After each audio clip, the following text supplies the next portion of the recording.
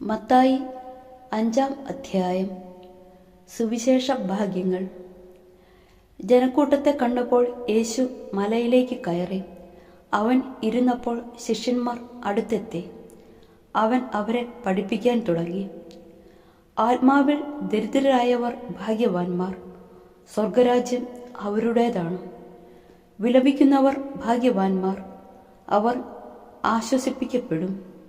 ശാന്തശീലർ ഭാഗ്യവാന്മാർ, അവർ ഭൂമി അവകാശമാക്കും.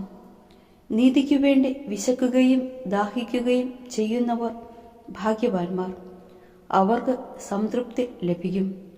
കരുണയുള്ളവർ ഭാഗ്യവാന്മാർ, അവർക്ക് കരുണ ലഭിക്കും. ഹൃദയശുദ്ധിയുള്ളവർ ഭാഗ്യവാന്മാർ, അവർ ദൈവത്തെ കാണും. സമാധാനം സ്ഥാപിക്കുന്നവർ ഭാഗ്യവാന്മാർ, അവർ ദൈവപുത്രന്മാരെന്ന് വിളിക്കപ്പെടും. നീതിക്കു വേണ്ടി പീഡനം ഏൽക്കുന്നവർ ഭാഗ്യവാന്മാർ, സ്വർഗരാജ്യം അവരുടേതാണ്. എന്നെ പ്രതി മനുഷ്യർ നിങ്ങളെ അവഹേളിക്കുകയും പീഡിപ്പിക്കുകയും എല്ലാവിധ തിന്മകളും നിങ്ങൾക്കെതിരെ വ്യാജമായി പറയുകയും ചെയ്യുമ്പോൾ നിങ്ങൾ ഭാഗ്യവാന്മാർ. നിങ്ങൾ ആനന്ദിച്ചാഹ്ലാദിക്കുവിൻ, സ്വർഗത്തിൽ നിങ്ങളുടെ പ്രതിഫലം വലുതായിരിക്കും. നിങ്ങൾക്ക് മുമ്പുണ്ടായിരുന്ന പ്രവാചകന്മാരെയും അവർ ഇപ്രകാരം പീഡിപ്പിച്ചിട്ടുണ്ട്. ഭൂമിയുടെ ഉപ്പും ലോകത്തിൻ്റെ പ്രകാശവും. നിങ്ങൾ ഭൂമിയുടെ ഉപ്പാണ്. ഉറകെട്ടുപോയാൽ ഉപ്പിന് എങ്ങനെ വീണ്ടും ഉറ കൂട്ടും? പുറത്തേക്ക് വലിച്ചെറിഞ്ഞ് മനുഷ്യരാൽ ചവിട്ടപ്പെടാനല്ലാതെ മറ്റൊന്നിനും അത് കൊള്ളുകയില്ല. നിങ്ങൾ ലോകത്തിൻ്റെ പ്രകാശമാണ്. മലമുകളിൽ പണിതുയർത്തിയ പട്ടണത്തെ മറച്ചുവെക്കുക സാധ്യമല്ല. വിളക്ക് കൊളുത്തി ആരും പറയുടെ കീഴിൽ വയ്ക്കാറില്ല, പീഠത്തിന്മേലാണ് വയ്ക്കുക. അപ്പോൾ അത് ഭവനത്തിലുള്ള എല്ലാവർക്കും പ്രകാശം നൽകുന്നു. അപ്രകാരം മനുഷ്യർ നിങ്ങളുടെ സൽപ്രവൃത്തികൾ കണ്ട് സ്വർഗസ്ഥനായ നിങ്ങളുടെ പിതാവിനെ മഹത്വപ്പെടുത്തേണ്ടതിന് നിങ്ങളുടെ വെളിച്ചം അവരുടെ മുമ്പിൽ പ്രകാശിക്കട്ടെ. നിയമത്തിൻ്റെ പൂർത്തീകരണം. നിയമത്തെയോ പ്രവാചകന്മാരെയോ അസാധുവാക്കുവാനാണ് ഞാൻ വന്നതെന്ന് നിങ്ങൾ വിചാരിക്കരുത്. അസാധുവാക്കാനല്ല, പൂർത്തിയാക്കാനാണ് ഞാൻ വന്നത്. ആകാശവും ഭൂമിയും കടന്നു പോകുന്നതുവരെ സമസ്തവും നിറവേറുവോളം നിയമത്തിൽ നിന്ന് വള്ളിയോ പുള്ളിയോ മാറുകയില്ലെന്ന് സത്യമായി ഞാൻ നിങ്ങളോട് പറയുന്നു. ഈ പ്രമാണങ്ങളിൽ ഏറ്റവും നിസ്സാരമായ ഒന്ന് ലംഘിക്കുകയോ ലംഘിക്കാൻ മറ്റുള്ളവരെ പഠിപ്പിക്കുകയോ ചെയ്യുന്നവൻ സ്വർഗരാജ്യത്തിൽ ചെറിയവനെന്ന് വിളിക്കപ്പെടും. എന്നാൽ അത് അനുസരിക്കുകയും പഠിപ്പിക്കുകയും ചെയ്യുന്നവൻ സ്വർഗരാജ്യത്തിൽ വലിയവനെന്ന് വിളിക്കപ്പെടും.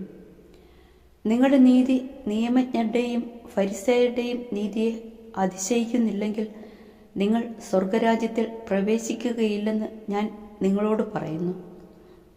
സഹോദരനുമായി രമ്യതപ്പെടുക.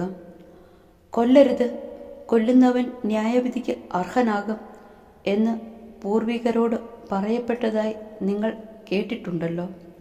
എന്നാൽ ഞാൻ നിങ്ങളോട് പറയുന്നു, സഹോദരനോട് കോപിക്കുന്നവൻ ന്യായവിധിക്ക് അർഹനാകും.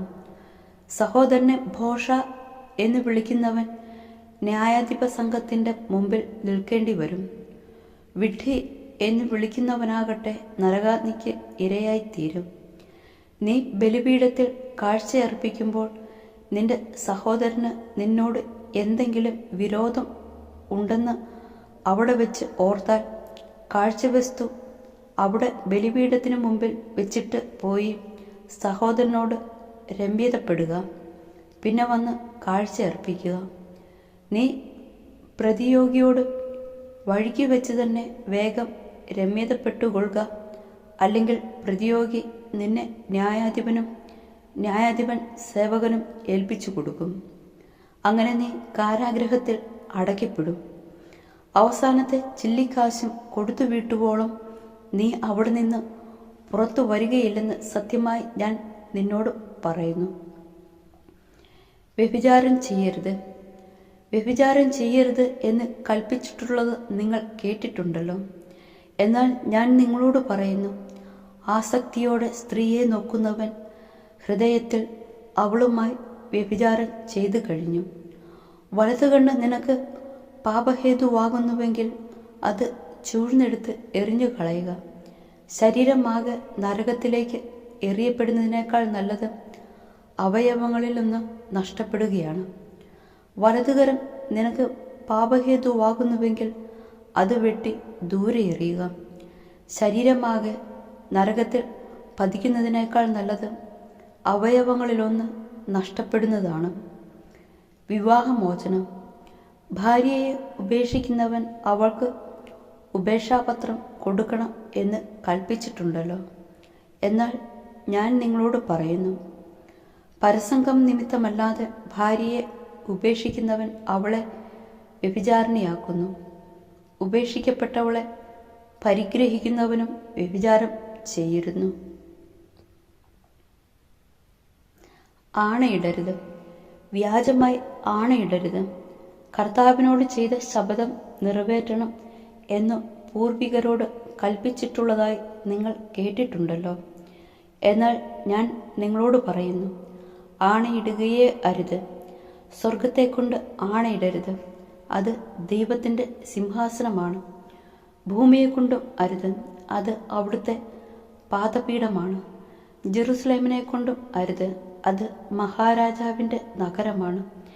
നിന്റെ ശിരസിനെ കൊണ്ടും ആണയിടരുത്, അതിലെ ഒരു മുടിയിഴ വെളുപ്പിക്കാനോ കറുപ്പിക്കാനോ നിനക്ക് സാധിക്കുകയില്ല.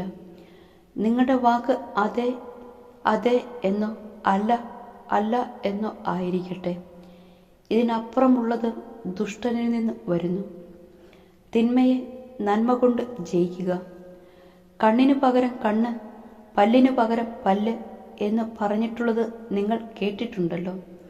എന്നാൽ ഞാൻ നിങ്ങളോട് പറയുന്നു, ദുഷ്ടനെ എതിർക്കരുത്. വലതു കർണത്തടിക്കുന്നവന് മറ്റേ കർണം കൂടി കാണിച്ചു കൊടുക്കുക.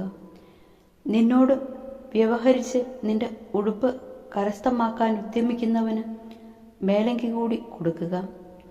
1 മൈൽ ദൂരം പോകാൻ നിന്നെ നിർബന്ധിക്കുന്നവനോടുകൂടെ 2 മൈൽ ദൂരം പോകുക. ചോദിക്കുന്നവന് കൊടുക്കുക.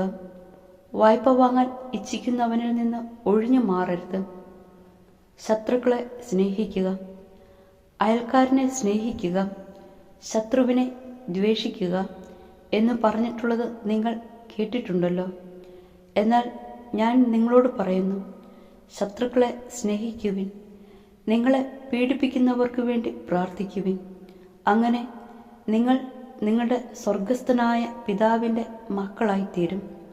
അവിടുന്ന് ശിഷ്ടരുടെയും ദുഷ്ടരുടെയും മേൽ സൂര്യനെ ഉദിപ്പിക്കുകയും നീതിമാന്മാരുടെയും നീതിരഹിതരുടെയും മേൽ മഴ പെയ്യിക്കുകയും ചെയ്യുന്നു. നിങ്ങളെ സ്നേഹിക്കുന്നവരെ നിങ്ങൾ സ്നേഹിച്ചാൽ നിങ്ങൾക്കെന്ത് പ്രതിഫലമാണ് ലഭിക്കുക? ചുങ്കക്കാർ പോലും അതുതന്നെ ചെയ്യുന്നില്ലേ? സഹോദരങ്ങളെ മാത്രമേ നിങ്ങൾ അഭിവാദനം ചെയ്യുന്നുള്ളൂവെങ്കിൽ വിശേഷവിധിയായി എന്താണ് നിങ്ങൾ ചെയ്യുന്നത്? വിജാതീയരും അതുതന്നെ ചെയ്യുന്നില്ലേ? അതുകൊണ്ട് നിങ്ങളുടെ സ്വർഗസ്ഥനായ പിതാവ് പരിപൂർണനായിരിക്കുന്നത് പോലെ നിങ്ങളും പരിപൂർണരായി